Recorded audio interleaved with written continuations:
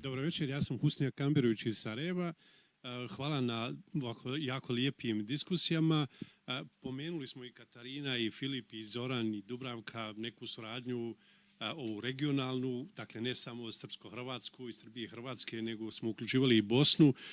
Znamo da tu imamo puno više problema, ali sad moje pitanje, ne znam, možda Katarina, da li ova suradnja koju mi danas vidimo, jako dobra saradnja srpsko-hrvatska na pitanju Bosne, je dobra ili loša? Znamo, recimo, hrvatski predsjednik koji dolazi u Bosnu jako dobro sarađuje sa 1/3 predsjednika Bosne i Hercegovine, druži se na njegovom imanju, pije lijepo vino i hvali tu saradnju. Dakle, da li ta nekad saradnja može zapravo biti, kad je u pitanju Bosna, Zoran je pominjao i ove neke druge slučajeve Crna Gora, ali ovdje vidimo apsolutno dobru saradnju, dakle da li je ona doista nešto što je preporučljivo ili može biti opasno za odnose u regionu? Hvala na pitanju, Husnija.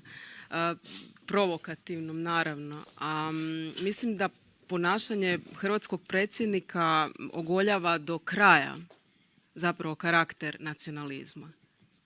I upozorava nas na ono što mislim da ipak nismo dovoljno ovdje naglasili, a rekao je nečiji djed, Mamula je to spomenuo. Ja mislim da je rekao najbolju stvar koju smo ovdje danas čuli, ako ću dobro citirati, a kolega Mamula, mržnje će biti dok je ne bude više trebalo biti.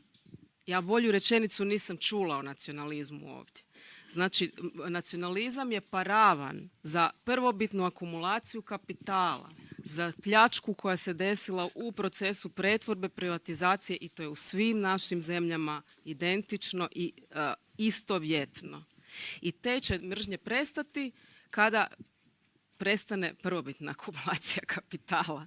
Tako da mislim da ćemo se magično probuditi u svijetu tolerancije onda kada više ne bude bilo ničeg za pokrasti.